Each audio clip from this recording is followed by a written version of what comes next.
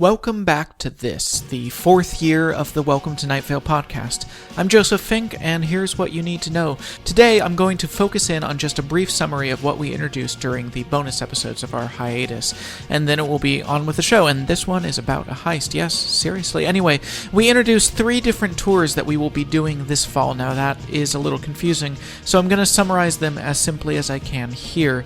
In September, we are doing a tour of our live episode, The Investigators, to the UK and Ireland, going to 10 different cities there, with Cecil and surprise guest stars and live music by Disparition and live weather by Jason Webley. We already have 2 London shows, but we are happy to announce here that due to popular demand, we are adding a 3rd London show on Wednesday, September 30th.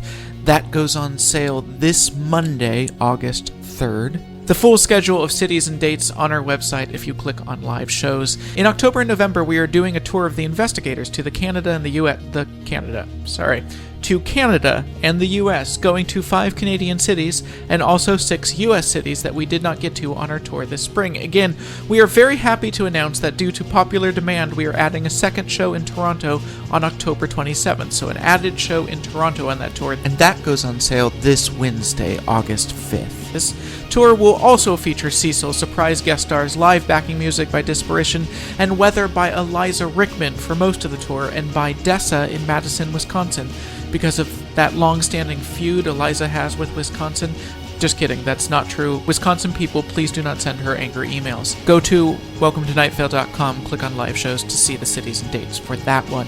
Finally, in October and November, to celebrate the release of the Welcome to Найт-Вейл novel, Jeffrey and I will be going to 20 cities in the US and 1 city in Canada, hint, it's Toronto, to talk with some of our favorite people like Hank Green and Glenn David Gold and John Darnielle of the Mountain Goats about the book, the podcast writing, and whatever else people want us to talk about. Some of these events are free, most are ticketed. Either way, go to welcometonight-vale.com to see the list of cities and dates and to get tickets. So, summary, September, October, and November, UK, Ireland, Canada, and the US, full cast live show with live music, and also October and November, the writers of Найт-Вейл with a discussion about the book and signings of the book, and also added shows in London and Toronto. So welcome to Найт-Вейл.com and click on live shows to see all that information in printed form. That's it. Enjoy. Be sure to check out our website, welcometonight-vale.com, for links to bonus content on our YouTube channel, recordings of our live shows, pre-order info for signed and not signed editions of the novel,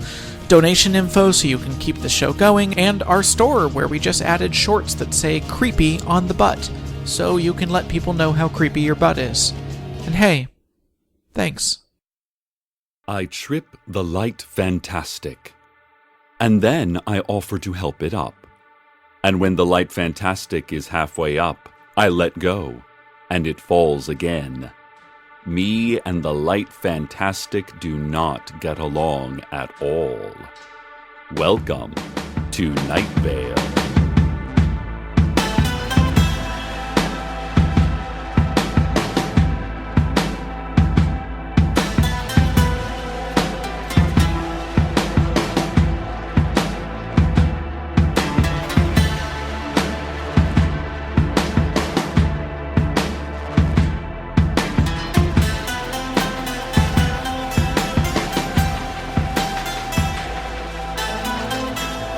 To start us off, a follow-up on a recent story.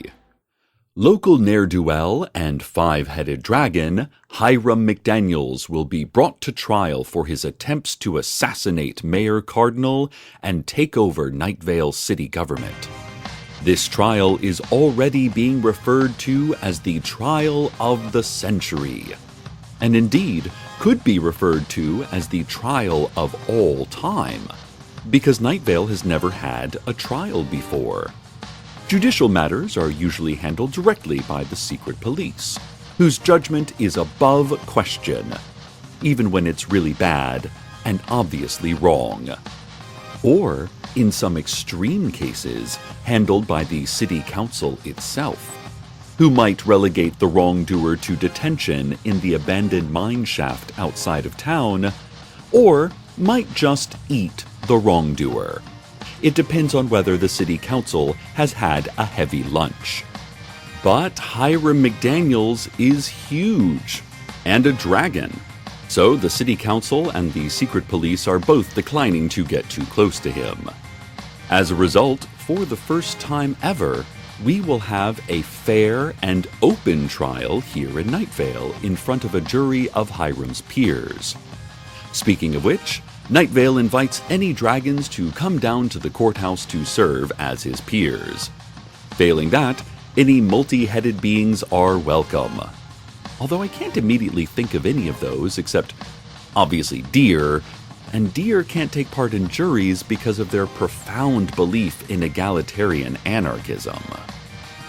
Pamela Winchell, former Найт-Вейл mayor and current director of emergency press conferences, will serve as the prosecuting attorney, and Hiram's gold head will be acting in his own defense, as well as the defense of the other 3 heads accused. His 5th head, the violet one, who had secretly been working to stop the other heads, is not charged, and is expected to take the witness stand against his same-bodied brethren. Updates on this exciting legal story will continue, as we all try to figure out what law means outside of the context of the despotic control of shadowy government forces. And now, listeners, from matters of news to matters of personal urgency, I present to you a heist. Here is the mission: to retrieve a top-secret document. Here are the players. Myself, of course, mindful speaker in the mindless night. Carlos, scientist extraordinaire, extraordinary scientist, great hair. Steve Carlsberg, jerk. Good father, maybe. Don't tell him that. Abby, my sister, whom I have not spoken with in quite a while, but whom I am hoping to speak with more. Old woman Josie, opera aficionado, and friends with powerful and forbidden beings who are handy with a lockpick, and who claim to know a thing or two about hacking. Finally and foremost, of course, little Janice, my niece, and the second most important person in my life. She is the leader of our mission. She is the reason we are all involved. This, then, is the team. Here, then, is the target. City Hall, specifically the Hall of Public Records, one of the most secure and dangerous places in Найт-Вейл, where all public information is kept hidden from a public that might misuse it. Few have gone in and survived. No one has ever managed to remove or even view a single document from it. So, why are we trying? Why risk our lives to do what is, by all accounts, impossible? Because within that Hall of Records is the Registry of Middle School Crushes, a ledger that documents every slight swoon of our young citizens' lovesick hearts. This registry, like all municipal documents, is constantly updated via invasive satellite mind scanning. Janice wants us to retrieve the Registry of Middle School Crushes and destroy it. I will not ask why. We don't have to ask why. We know that a family member is in need and we act accordingly. The plan? But that would give it away. More soon, whether the powers that be like it or not. First, a word from our sponsors. Today's sponsor is Venom Box, the subscription service that sends you a box of venomous creatures every month. Last month's theme was hidden but deadly, and those who survive that will love this month's theme, fanged and impossibly quick. Venom Box has been sending me samples, and boy, have I almost died. I have almost died a lot. They are very dangerous, these boxes. Each individually curated Venom Box is literally a box of toxic and aggressive creatures. That's what they are. It's not even a secure box. It's a hastily constructed cardboard box. Often the creatures escape before you can open the venom box. The only thing worse than opening a box to find venomous creatures inside is opening a box that is supposed to have venomous creatures inside, and instead finding nothing. Then looking around your home, feeling, is that a tickle on your toe? You were imagining that, right? To get a free sample, just do nothing. Or try to prevent it. Actively try to keep the venom box out. It doesn't matter. Whatever you do, you are subscribed to Venom Box every month from here on out. Good luck! This has been a word from our sponsors. And now, traffic. A woman walks into a bar. Presumably, she did not just appear there. Presumably, she opened the door from the outside and entered it. Presumably, she drove to the bar.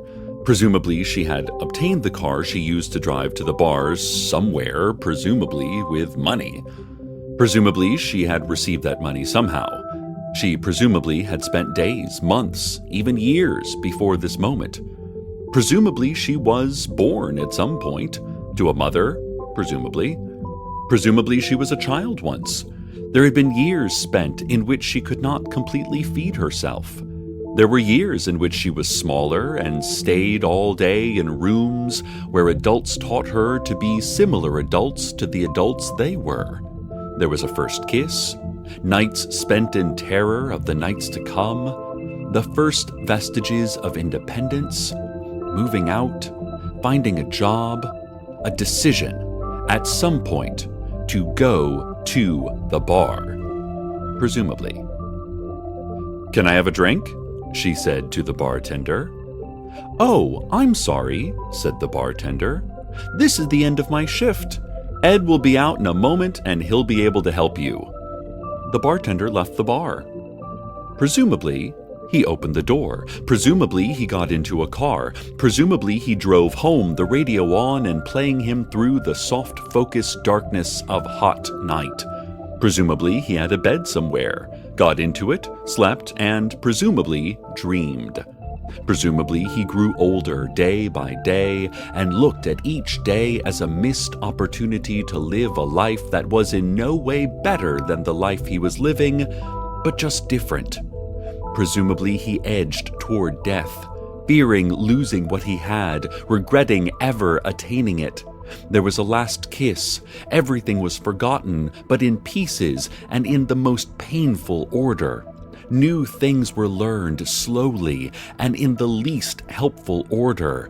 A basket of fruit indicating a sentiment too weak, communicated too late to a person who was already gone. Presumably. This has been Traffic. Back to the main event. Plans run apace for our heist from the City Hall Public Records Room. The obstacles are grave and myriad. First, they were simply getting past the guard at the door of City Hall.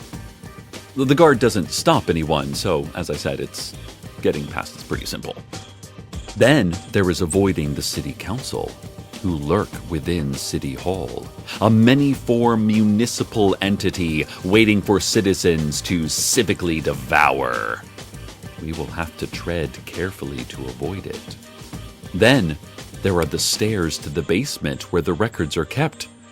These are very dangerous. Thousands of people die falling down stairs every year, so we will have to take care not to trip. Beyond that is the thick vault door, combination unknown, immune to detonation or heat. Rumor has it that the door to the records room could survive a nuclear explosion. Rumor has it that it already has. Past the door, information becomes more piecemeal. Rumor becomes our only guide. There is, apparently, a grid of lasers, carefully calibrated so as to look mesmerizing, and calls an intruder to stop and watch them, thus failing to complete her mission. There are pressure sensors in the floor, heat sensors in the wall, thought sensors in all of our brains. The security is diabolical. But we have devised a plan past all of it, which, again, I can't tell you. I'm sorry. Saying the plan on the radio would make it tricky to successfully perform it without being caught. But it's really good, I promise. We will make sure Janice gets the registry of middle school crushes so she can destroy it. We just will never be able to tell you how. And now the answer to last week's audio Spot the Differences quiz. Of course, the two audio scenes we set for you were quite similar, perhaps even, at an oral glance, identical. But there were 8 specific differences. Did you spot them all? Let's find out. Here were the differences. 1. The shadow of the howling man is smiling in one scene, but missing in the other. 2.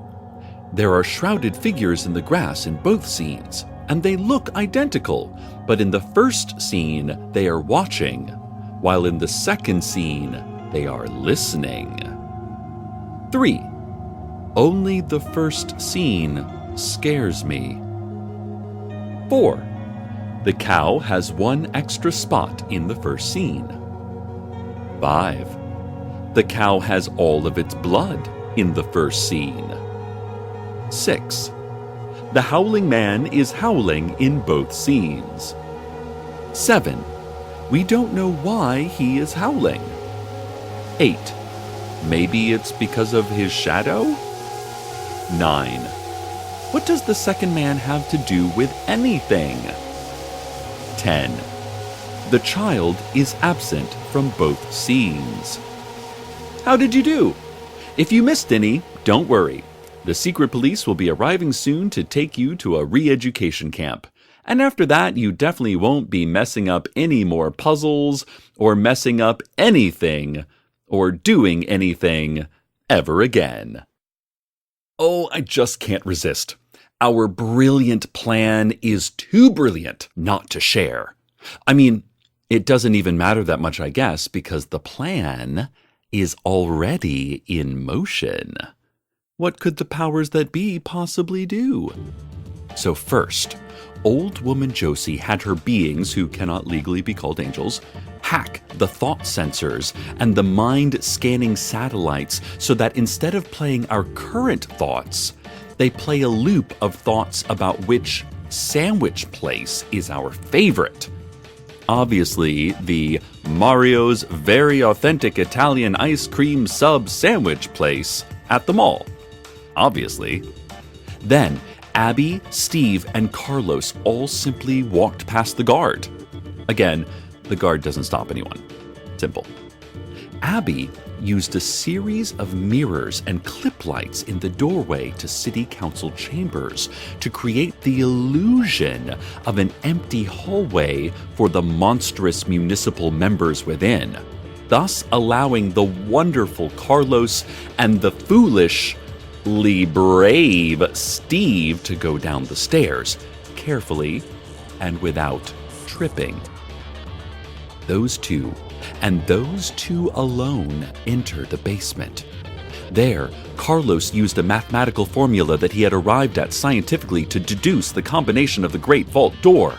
Once inside, of course, Carlos would become instantly fascinated by the laser grid, determined to understand it, which is why it was Steve's important job to keep him focused and moving. They then put on harnesses which Janice had spent the last several weeks making from a home cat burglar kit she got as a prize in a box of Honey Nut Flakios, and which she had lined with bags of frozen peas to throw off the heat sensors. And that is where they are now, dear listeners, creeping ever closer to the registry of middle school crushes and to a triumphant end to a triumphant plan. Nothing can... Oh no. Oh no! Somehow it seems that the city council has discovered the plan. I don't know how that could have happened. Steve and Carlos are still in the basement. They're still in danger. Still right behind the closed vault door. Where can they run? How can they hide? I will try to sort out what to do, and in the meantime, I must take you to the weather.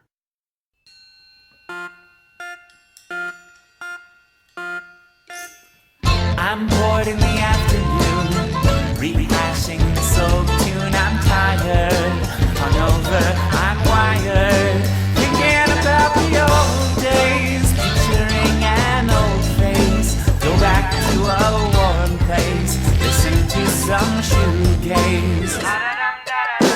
You're far away from here, meeting people, drinking beer, assuming you're still all-consuming. Heart and mind and city fills me with such pity. Write down something witty, sing this stupid ditty. I'm feeling uneasy, so why don't you send me a postcard? Stamped it and tied up in laces, it comes to my front yard. I'm feeling quite ill, I confess now that I'd like a postcard. All you'll need is a pen and a picture, it won't be so hard. Like waiting for paint to dry, like a watchpot with this guy. I tried it, but it felt kind of one-sided. Heartthrob, honey, baby, I'm verbose, you're lazy, and anything you gave me had me singing like Ray Davies. Said I'm gonna wonder, lest I open up my box and find a postcard. I'm feeling uneasy, so why don't you send me a postcard? Stamped it and tied up in laces, it comes to my front yard. I'm feeling quite ill, I confess now that I'd like a postcard. All you need is a pen and a picture, it won't be so hard.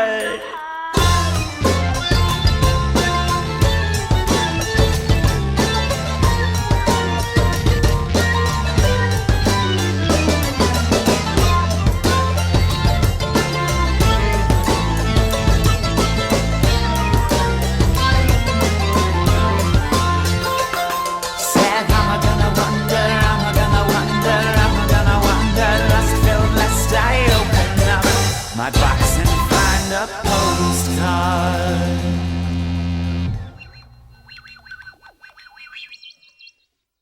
We have returned, listeners, to a heist complete. This was not a heist of action at all. It was not a heist of diamond-tipped drills or advanced electronics. No, this was a heist of words, a heist of fiction. It was a heist of storytelling, and it was magnificent. For there was no hacking by Josie and her friends, no mirror held by Abby, no absurd mathematical formula devised by Carlos, and no Steve. Thank God, no Steve. There was none of that. Carlos, old woman Josie, Abby, and Steve are safe at home, having never left their beds in this warm, still night.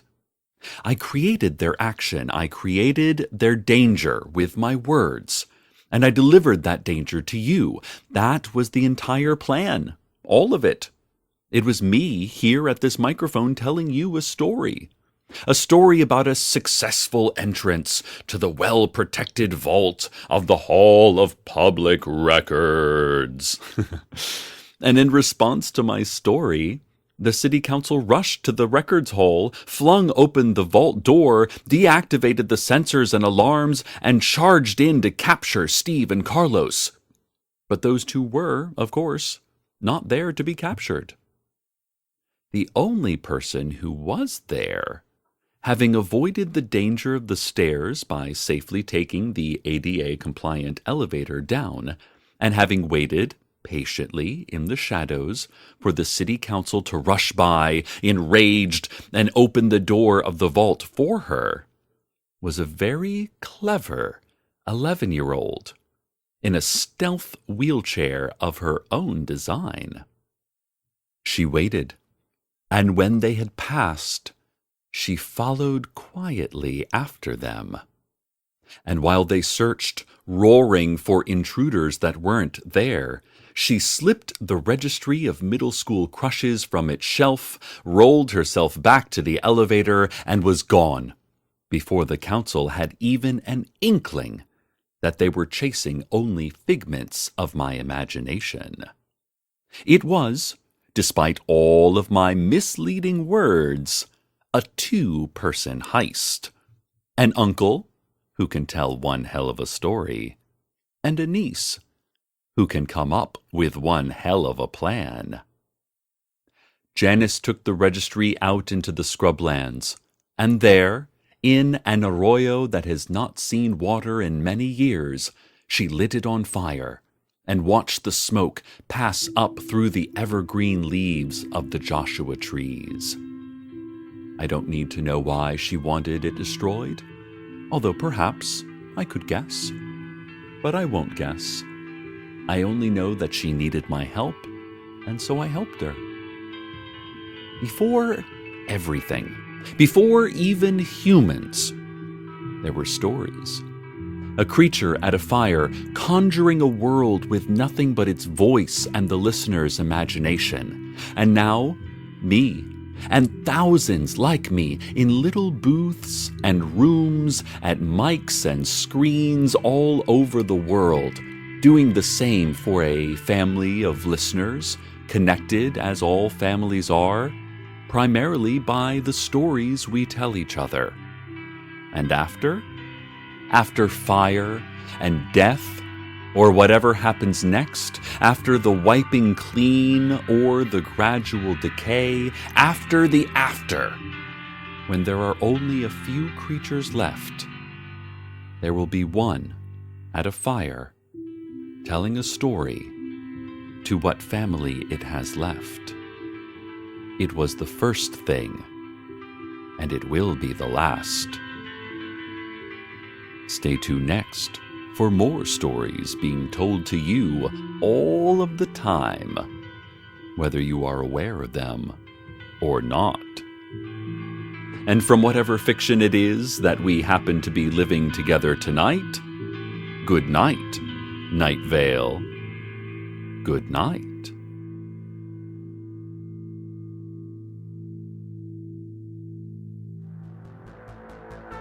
Welcome to Найт-Вейл is a production of Найт-Вейл Presents. It is written by Joseph Fink and Jeffrey Krayner and produced by Joseph Fink. The voice of Найт-Вейл is Cecil Baldwin.